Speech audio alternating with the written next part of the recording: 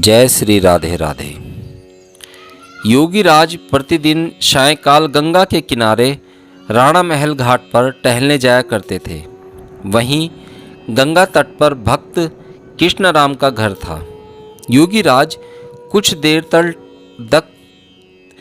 देर तक टहलकर कृष्णराम के मकान के बरामदे में बैठा करते और गीता के संबंध में नाना प्रकार की व्याख्याएं करते।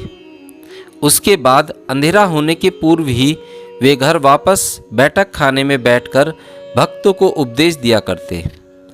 रात के 9 बजते ही सभी भक्त चले जाते। इसी क्रम में वे जब भक्तों को उपदेश देते तब कभी किसी समय ऐसा भी देखने में आता कि वे अचानक हाथ जोड़कर माथे से लगाकर प्रणाम करते। उपदेश के समय बीच बीच में वे इसी तरह की मुद्रा में क्यों प्रणाम करते हैं, यह उपस्थित भक्तों की समझ में नहीं आ पाता और पूछने का साहस भी कोई नहीं जुटा पाते। इस प्रकार धीरे धीरे भक्तों में एक कौतूहल की दृष्टि हुई। एक दिन जब उन्होंने उपदेश देते हुए अचानक प्रणाम किया तब उसी समय एक व्यक्ति घर के बाहर आकर देखता है कि भक्त योगीराज के बरामदे में साष्टांग प्रणाम कर रहा है और योगीराज उसी प्रणाम को स्वीकार कर रहे हैं। घर के भीतर से देखने का उपाय नहीं था। इस प्रकार बाहर से जब भी कोई उनके प्रति अपना प्रणाम निवेदित करता तब वे उसका प्रतिभावन करते। यहाँ तक कि बहुत दूर से भी यदि उन्हें कोई प्रणाम करता तो वे उसका प्रतिभिवादन करते, यह भी देखने में आता। पास और दूर, भीतर और बाहर सभी कुछ उनके निकट स्वच्छ हो गया था। सभी के भीतर वे उसी एक को ही देखते। प्रियनाथ कटार एवं उनके घनिष्ठ मित्र राम दोनों ही योगीराज के शिष्य थे। दोनों मित्र एक साथ काशी आए। प्रत्येक दिन दोनों मित्र गुरु का दर्शन करने जाते और उपदेश सुनते और आनंद पूर्वक दिन कट रहे थे।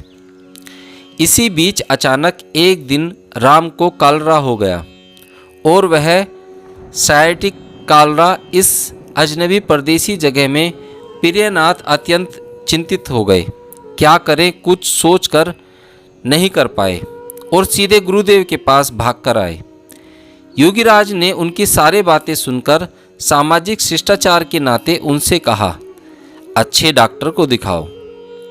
प्रियनाथ 2 अनुभवी डॉक्टरों को लाए किंतु रोग बढ़ता ही गया।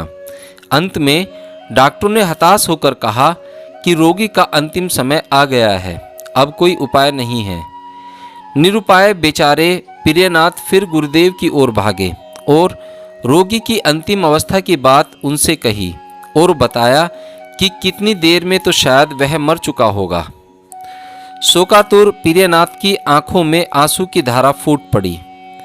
प्रशांत हृदय भक्तवत्सल महायोगी अपना आसन छोड़कर उठे और एक शीशी लेकर पास रखे दीपक की कुछ रेडी तेल उसमें डालकर ले जाओ इसे और रोगी को जल्द से जल्दी से पिला दो। प्रियनाथ ने सोचा, अब तक तो राम मर चुका होगा, यह दवा पिलाऊंगा भी तो किसे।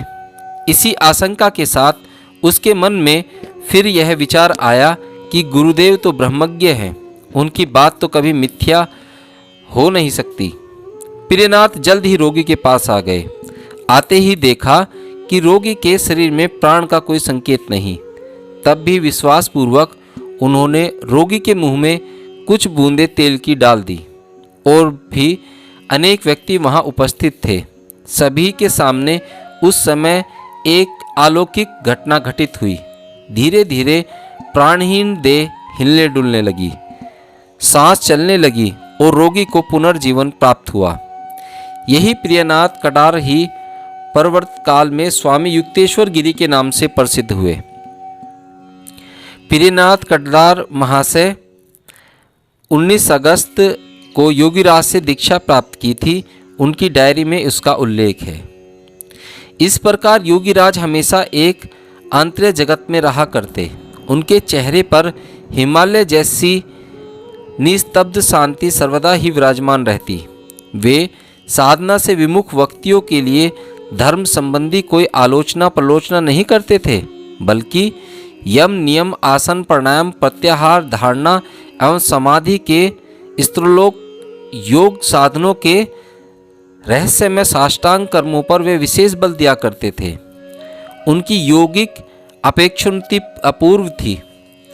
उस योग उपलब्धि अनुभूति के आधार पर वे धर्मोपदेश दिया करते और आध्यात्म शास्त्र के ग्रंथों की व्याख्या करते। भावावेश के आधार पर वे कुछ नहीं करते थे, बल्कि योग द्वारा प्राप्त अपने विलक्षण अनुभव के माध्यम से ही भक्तों को उपदेश दिया करते। इसलिए लोगों के मन पर उनके उपदेशों का सीधा प्रभाव पड़ता। उनका वर्णन और व्याख्यान जीवन था। वे कहा करते कि क्रिया के द्वारा प्रत्यक्ष अनुभूति प्राप्त करो और धीरे धीरे परमात्मा के साथ एकाकार हो जाओ। यही मानव जीवन की श्रेष्ठ संपदा है। ध्यान, धारणा और समाधि के अतिरिक्त आध्यात्म जगत के सूक्ष्म से सूक्ष्म परमात्मा संबंधी तत्व प्रदेश में प्रवेश संभव नहीं। यही उसके उपदेश का मूल बिंदु था। उनका कहना था कि प्राणी ही समस्त शक्तियों का मूल स्रोत है। प्राण की साधना करते ही सारी साधनाएं संपन्न हो जाती हैं।